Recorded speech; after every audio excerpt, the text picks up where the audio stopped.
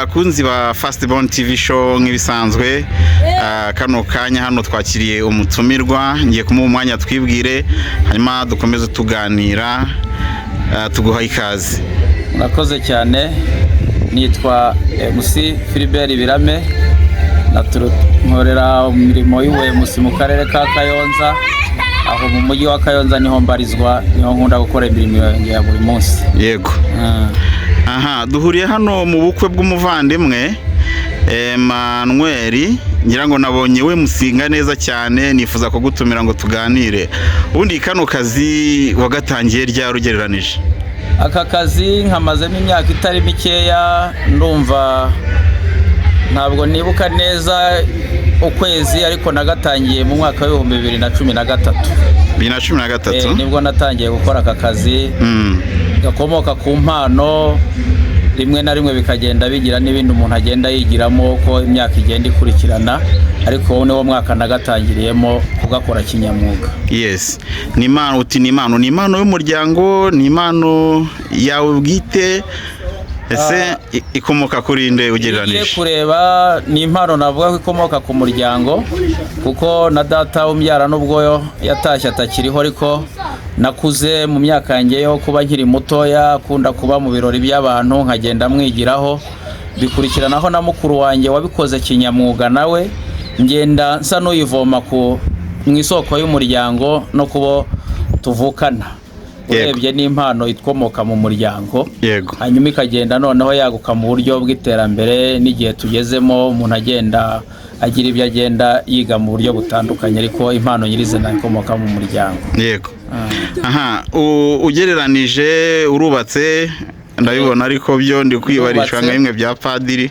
Nubatse, mfite umugore n'abana 2 b'abakobwa. Yego. Mu bana bawe ubona hari uzagukurikiza ku mpano y'ubuyobozi no kuyobora ibirori by'ubukwe? Umwana wanjye w'umukobwa mukuru akenshi mbona agira utuntu tw'amarenga agenda ncira, nkabona bishobora kuzamuzamo, kuko nk'ubu hari igihe tuba turi kumwe nkumva ateruye indirimbo zo mu bukwe, atangiye kuziririmba shayaya, nareba nkabona bifite icyerekezo, kandi nkabona kenshi iyo tuganira mbona asa n'ugenda ashaka gukurura imico yanjye n'imiterere y'ibijyanye n'ibirori. Naryanze bikunze uko imyaka izagenda ishirakura, bishobora kuzagenda nayo impano kuri we. Ubona bikoze byagushimisha nk'umubyeyi? Byanshimisha kuko nta kintu na kimwe kitashimisha umubyeyi ari impano ikomotse ku mubyeyi kagera ku mwana. Ariko ubanza habamo n'agafaranga muri bintu. Uko byagenda kose, ntabwo mu minsi yashize naganiriye n'umuntu mukuru kuri njye w'inshuti yanjye, arambwira ngo uko umugabo asohotse mu rugo siko arugarukamo. Ubwo bishatse kuvuga ko n'ubundi umugabo atagenda ngo ajye mu bintu nk'ibi gukora imirimo nk'iyi ngo atahe ubusa. Uko byagenda kose, nubwo bidahora bingana bitewe n'aho umuntu aba yahuye nabo n'urwego rw'imibereho, bigendana n'ubushobozi bw'abantu, ariko amafaranga araboneka. Amafaranga araboneka. Ati amafaranga araboneka. Ugereranije umuntu wakoze kano kazi ashobora kwinjiza nk'agafaranga kangana iki wenda nk'aha mu bukwe, niba nabanga ririmo uba waciye angahe? Ndaje nkwamamaze ngushakira ibiraka muri ubu bukwe bw'aba bantu, kuko hari abo tuba tuziranye, bamwe dufitanye amasano, abandi tuziranye mu buryo bw'imiryango hirya no hino, ariko yari umuntu muziranye, kugerageza gushyiramo nakuba umuntu cyangwa se ubushuti n'ubuvandimwe, ariko kenshi na kenshi nk'aba tuba tuziranye bisanzwe byo ntabwo nazamura urwego cyane, nshyiramo nakuba ubushuti nk'uko nabikubwiye. Yego. Ariko ntabwo najya munsi y'ibihumbi 50. Yego. Kuza ugakora ubukwe. Yego. Aha, ibwo ukora ubuyobozi bwonyine cyangwa ushyiraho n'amazina y'inka? Niho babireba. Nge nisanze mu mpano y'ubuyobozi by'amazina y'inka, ntabwo njya mbikora nkora ubuyobozi. Ntabwo ari ibintu byawe? Ntabwo ari ibintu byanjye.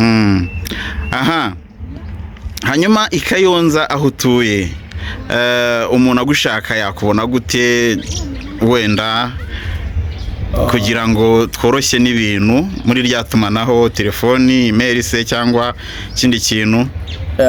Ushaka wambona kuri nimero ya telefone, niyo nkunda kuba nkoresha cyane. Yego. Kuko mu buzima busanzwe akenshi niyo navuga ko telefone ariyo nkoresha mu buzima bwa buri munsi. Yego. Sinzi niba nakubwira nimero zanjye. ntacyo uraza kuyimbwira, ndaza kwishyira kuri screen, hanyuma wayikenera arayireba kuri screen hano nk'uko turiwe twayanditse. Dusoza ikiganiro cyacu nagira ngo nkubaza utundi tubazo dukeya. Bino bintu by'ubuyemusi no kuyobora ibirori ubona wabyigisha umuntu akabimenya? Rimwe na rimwe cyangwa bisaba kuba afite iyo mpano n'ubundi? Kubera ko nakubwiye ko akenshi biba ari impano, iyo ubyigishije umuntu rimwe na rimwe abikora nk'umuntu wabyize bitari impano, kuko impano no kwiga ibintu nasanze ari ibintu bibiri bitandukanye. Kuko kenshi urugero rutoya naguha, hari nk'abantu tuyoborera ibirori, wasoza ibirori nk'abantu bamwe na bamwe bakakwegera bakakubaza bati ibintu wakoze ko tutabonye ubisoma, ko nta hantu byanditse, biriya bintu byose wabikuraga hehe? Ntabwo ntibira n'impano ibiri mu muntu, kuko ndamutse ari ibintu nsoma ntabwo nabiyobora kuriya. Ndamutse ari ibintu nishakisha na kopeye ku muntu gutyo gusa kugira ngo nze mbikore ari ugushakisha, ntabwo byaryohera abantu cyangwa bigaragare kuri uriya rwego. Ahubwo kubyigisha umuntu, mbona ahenshi iyo ubyize harimo wenda ntabwo twese impano zihita zihuta kimwe, hari n'ubyiyumvamo akavuga ngo ariko iyi impano yazagera ku rwego nk'urwa runaka gute, akabitangira asa n'ubyiga ariko harimo n'akantu k'impano.